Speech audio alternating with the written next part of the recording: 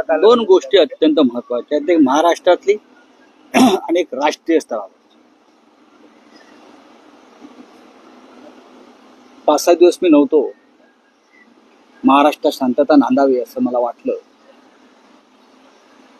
महाराष्ट्राच्या मंत्रिमंडळामध्ये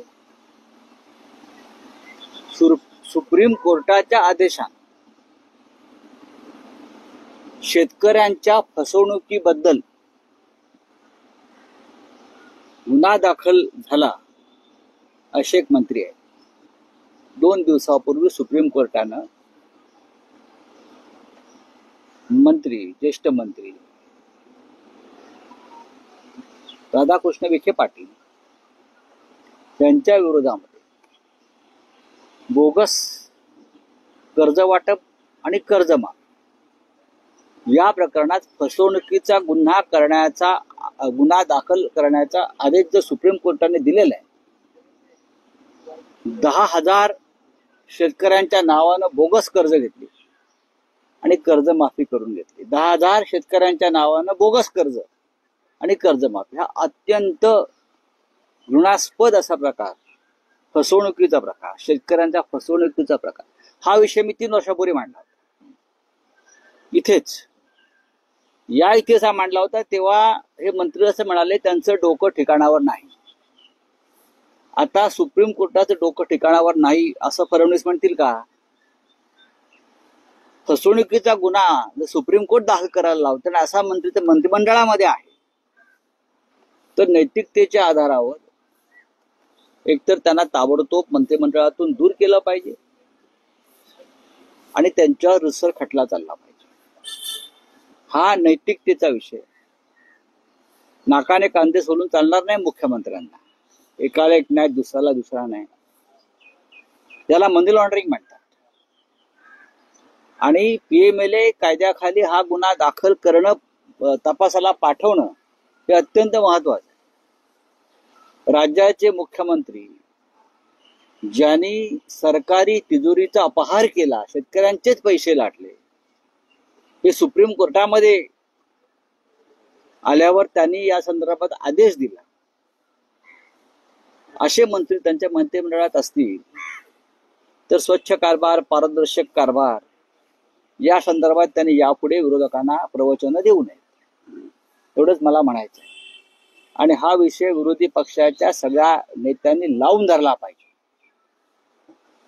शेतकऱ्यांची फसवणूक कोण करतं या महाराष्ट्रामध्ये आणि कोणत्या लेवलचे, बरं का, सीएमच्या भाषेमध्ये कोणत्या लेवलचे नेते करून तुमच्या बाजूला बसले आहेत हे जरा पहा. त्यांचा राजीनामा जर घेतला नाही तर या महाराष्ट्रामध्ये मंत्र्यांच्या भ्रष्टाचाराला पूर्ण अभय देवेंद्र फडणवीस यांनी दिलेला आहे असं मी मानतो. 10,000 शेतकऱ्यांची फसवणूक हा लहान गुन्हा नाही मित्रांनो. 10,000 शेतकऱ्यांच्या नावानं. आणि हे कोणी केलंय तर सहकार सम्राट. हे कोणी केलंय? सहकार सम्राट. गुन्हा दाखल कुठे झालाय? त्यांच्याच लोणी गावात, प्रवरानगरला. ही अत्यंत गंभीर गोष्ट आहे. हा विषय मी लावून धरणार, इतरांनाही लावून ठेवावा. आता सांगा, तुम्ही जे म्हणताय 7 दिवस झाले हल्ल्याला आणि 3 ते 4 दिवसामध्ये बघा, आम्ही असं म्हणतो, मी राहुल गांधी असं म्हणतात किंवा आम्ही सगळे म्हणतो की यात राजकारण आणू नये. राजकारण कोण करताय?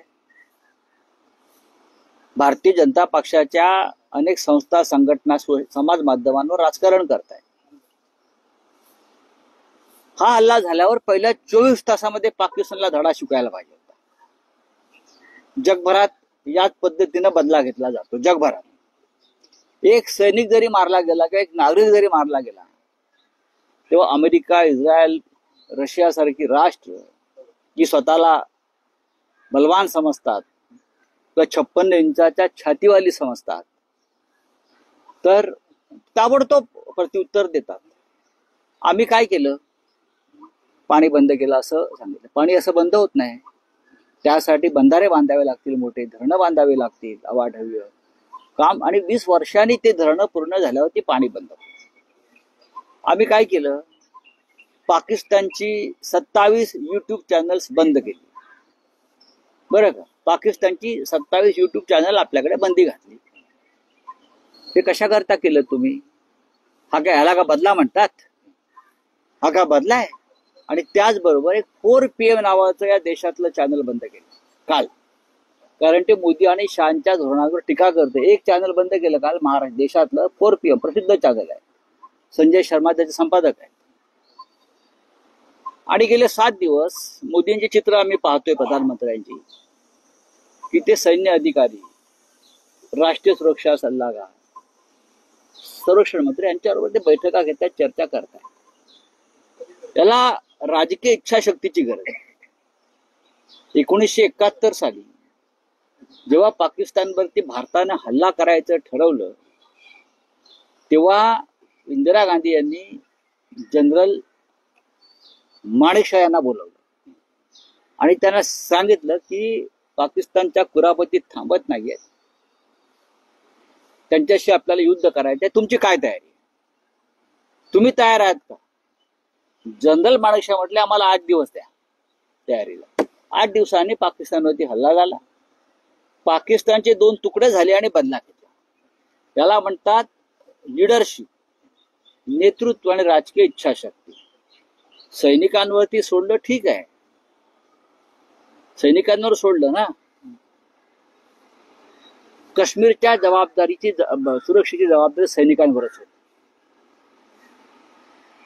काश्मीरच्या सुरक्षेची जबाबदारी पूर्णपणे सैनिकांवर आणि गृह खात्यावरच होती. सगळ्यात आधी जर बदला आणि कारवाई करायची असेल प्रधानमंत्र्यांनी, तर आधी गृह खात्यावर केली पाहिजे. आम्हाला विरोधी पक्षाचे जे काही म्हणणं आहे, आम्ही सरकारच्या पाठीशी आहोत, सरकारच्या चुकांच्या पाठीशी